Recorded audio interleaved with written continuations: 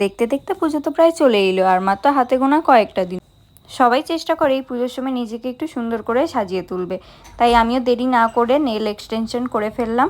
হ্যাঁ, কোনো টাকা খরচা করে এক্সট্রাভাবে করিনি, যেহেতু আমি একজন নেল আর্টিস্ট, তাই জন্য আমি নিজের হাতেই নিজে নেল এক্সটেনশন করে ফেললাম। দেখো, নিজের বাঁ হাতের এক্সটেনশনটা নিজে নিজে করা যায়, কিন্তু ডান হাতের এক্সটেনশনটা নিজে নিজে করাটা প্রচণ্ডই সমস্যা। তাই আমি একটা হাতেরই এক্সটেনশন করেছিলাম।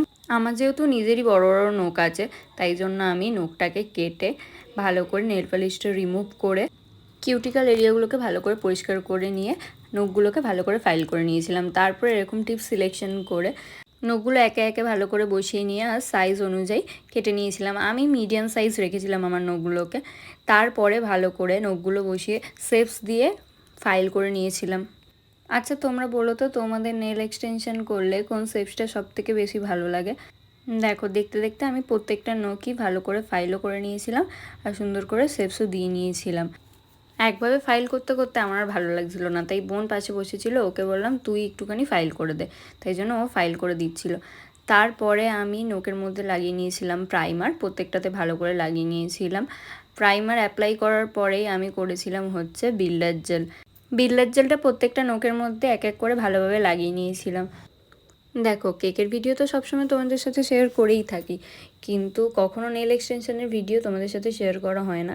তাই ভাবলাম ক্লায়েন্টের হাতের ওপর তো করি, আর যখন নিজের হাতের ওপরেই নিজে নেল এক্সটেনশন করছি, তাই তোমাদের সাথে কেননা একটু শেয়ার করা যাক।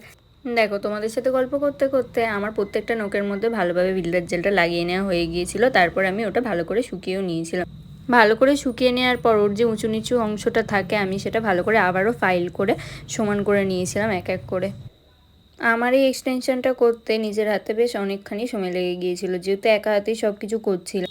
ভালো করে প্রত্যেকটা নখ সমান করে নেওয়ার পর আমি লাগিয়ে নিয়েছিলাম বেসকোট লাগিয়ে নেওয়ার পর আমি নখটাকে আবারও শুকিয়ে নিয়েছিলাম।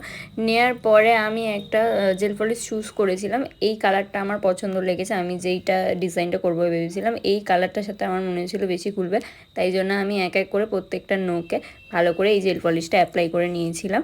তারপরে আমি করেছিলাম হচ্ছে ওমরে আর্ট। আমি এখানে ওমরে আর্ট করার জন্য ওমরে পাউডার ইউজ করেছি। আমি 4টে নখে ভালো করে জেল পলিশ লাগিয়ে তার উপর ওমরে পাউডার অ্যাপ্লাই করে নিয়েছিলাম। আর একটা আঙুল দেখো ফাঁকা রেখেছিলাম, রিং ফিঙ্গারটা আমি ফাঁকা রেখেছিলাম, ওখানে আমি অন্যরকম একটু ডিজাইন করব বলে। এক এক করে আমার পুরোটাই হয়ে গেছে। তারপর আমি গ্লিটার লাগিয়ে নিয়েছিলাম। রিং ফিঙ্গারটা আমি ফাঁকা রেখেছিলাম একটু অন্যরকম ডিজাইন করবো বলে প্রথমে। তারপরে বিশ্বাস করো, এতক্ষণ ধরে করতে করতে আমার লিটারালি ঘুম পেয়ে গিয়েছিলো, তাই জন্য আমি এরকম করে দিয়েছিলাম। আর এটা হলো ফাইনাল লুক। কেমন হয়েছে জানিও। টাটা।